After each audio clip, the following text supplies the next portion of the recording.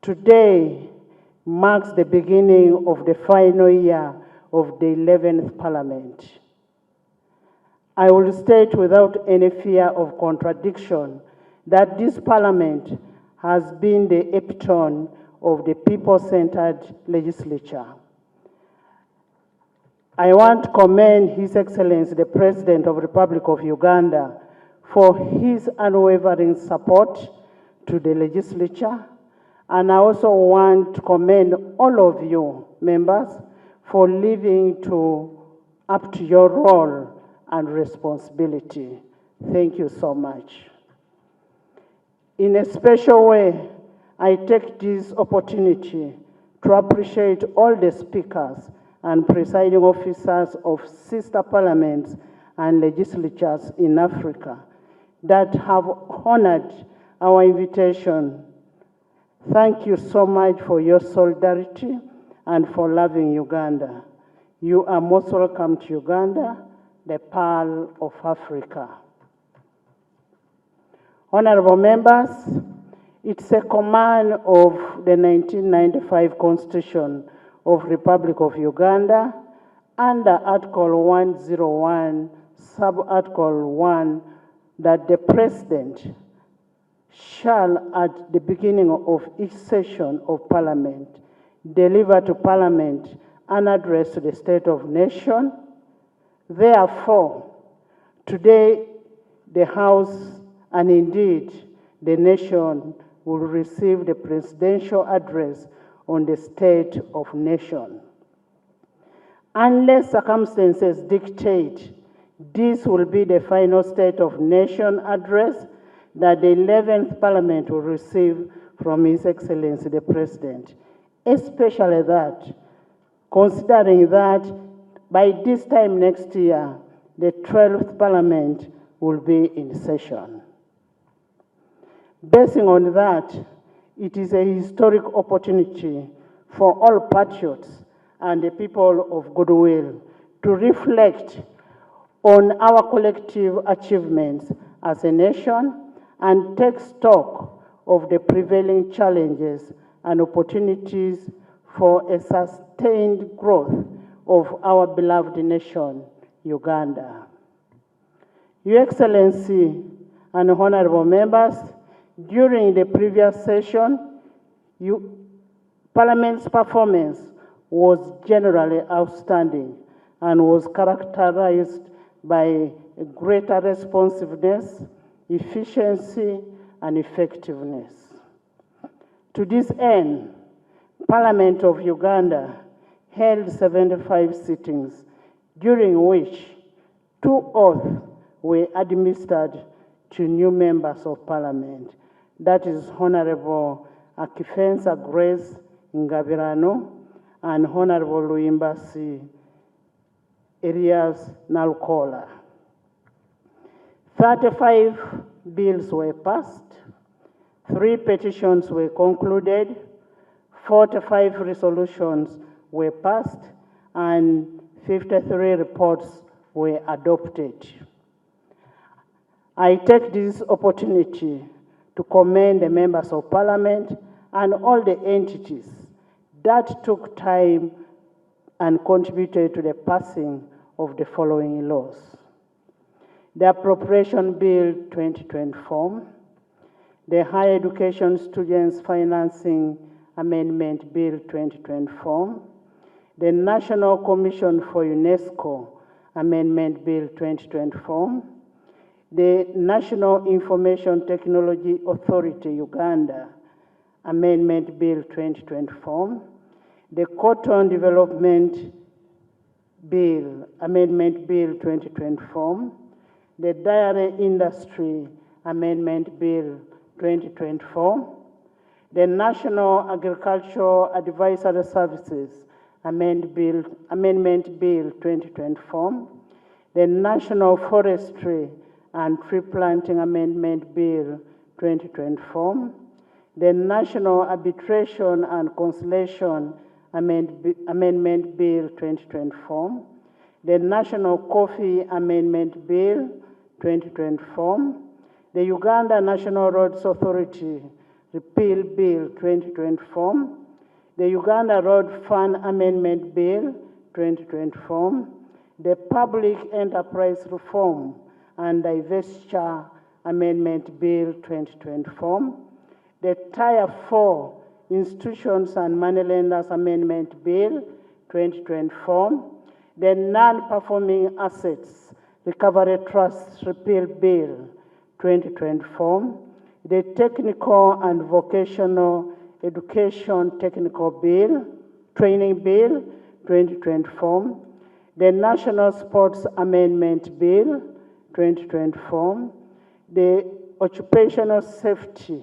and Health Amendment Bill 2023, the Employment Amendment Bill 2023, the Exercise Duty Amendment Bill 2025, the Income Tax Amendment Bill 2025, the Public Service Pension Fund 2024, the East African Community Mediation Agreement Bill 2024, the Sugar Amendment Bill 2023, the Value Added Tax Amendment Bill 2025, the Exercise Duty Amendment Bill number 2, 2025, the Tax Procedure Code Amendment Bill 2025, the Income Tax Amendment Bill number 2, 2025, the External Trade Amendment Bill 2025,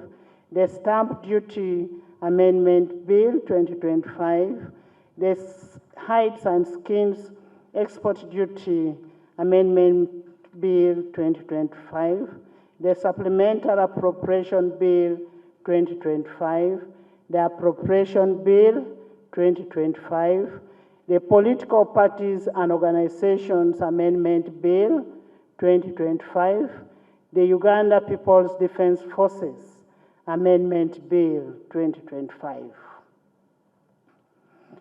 Your Excellency, Parliament of Uganda recognizes the importance of greater efficiency and effectiveness of public service as a cornerstone of service delivery and an instrument of the realization of our national development aspirations. To this end, among the bills passed during the fourth session are those that seek to reform the pension management in both the public service and military, and those that seek to enhance the growth and development of the private sector. Fellow Ugandans, distinguished ladies and gentlemen, on 9th January 2025, Parliament approved the Fourth National Development Plan, NDP4, for the years 2025, 2026, 2029, 2030. This plan is our national blueprint for transformation and sustainable development of our country. The budget speech that we shall receive on 12th June 2025 is aligned to this national development plan. I take the cognizance of the contribution of all stakeholders in the formulation and realization of this plan. Your Excellency, after my communication, and if it does please you, Your Excellency, I will request that before you commence on your address to Parliament and by extension to the nation, you symbolically unveil the NDP4, a document that will be a precursor to the budget speech, which will be held on 12th June 2025. Your Excellency, in line with our vision of being a people-centered parliament, during the fourth session, the Parliament of Uganda held its first ever regional sitting at Kaunda Grounds in Gulu City. That is northern Uganda, from 28th to 30th August 2024. During this sitting, issues specific to the region were deliberated upon, and a series of community outreach and civic engagement were conducted. We take this opportunity to thank you for gracing the opening of that historic sitting which took place in Gulu City. The legislature will continue to place the common person at the center of all its parliamentary processes and decisions. We are optimistic that in the near future, Parliament will hold another regional sitting that will cover other regions of the country. In a bid to foster Pan-Africanism and international collaboration with other legislatures and interparliamentary bodies, we continued to further interparliamentary diplomacy through active participation and membership in various interparliamentary bodies, such as the East African Community Bureau of Speakers, the Conference of Speakers and Presiding Officers of the African Union Legislatures, that's COSPAL, the Interparliamentary Union, IPU, the Pan-African Parliament, PAP, the European Union, Africa, Caribbean, and Pacific, EU, ACP, Group, and the Commonwealth Parliamentary Association, CPA, to mention but a few. Your Excellency, the impressive representation of our sister legislatures at this State of Nation address is a testimony of our good standing among the international community of nations. I take this opportunity to once again welcome our guest speakers and presiding officers and thank them for traveling from far and wide to witness this historic occasion. You're most welcome. Join me in welcoming our guests. I take this opportunity to thank you for your role in enabling the remarkable output registered by legislature during the fourth session. I will reiterate my appreciation for the consistent support of His Excellency the President of the Republic of Uganda and Commander-in-Chief of the Armed Forces, General Yoweri Kaguta Museveni. Your Excellency, the 11th Parliament draws inspiration of your effective and impactful leadership as a key enabler and a societal transformation. We undertake that the fifth session that you will open today will remain steadfast in effectively executing its mandate in furtherance to the National Vision 2040 that aims in transforming Uganda in modern and a prosperous nation within the 30 years. Your Excellency and honorable members, as you may be aware, that Article 83, Sub-Article A of the 1995 Constitution permits members of Parliament to leave and join political parties or political organizations of their choice within 12 months before the end of term of Parliament, to participate in activities or programs of political parties or political organizations relating to the general election. To this end, I am in receipt of notification by the following members opting to join respective political parties. Honorable Twaha Kagabo, MP Bukoto South, from the National Unity Platform to the National Resistance Movement.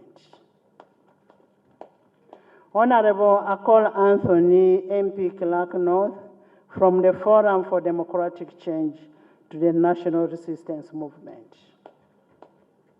Honorable Jara Mapendusi, Martin from Baradegi Laibi, from the independent opposition leaning to the national resistance movement.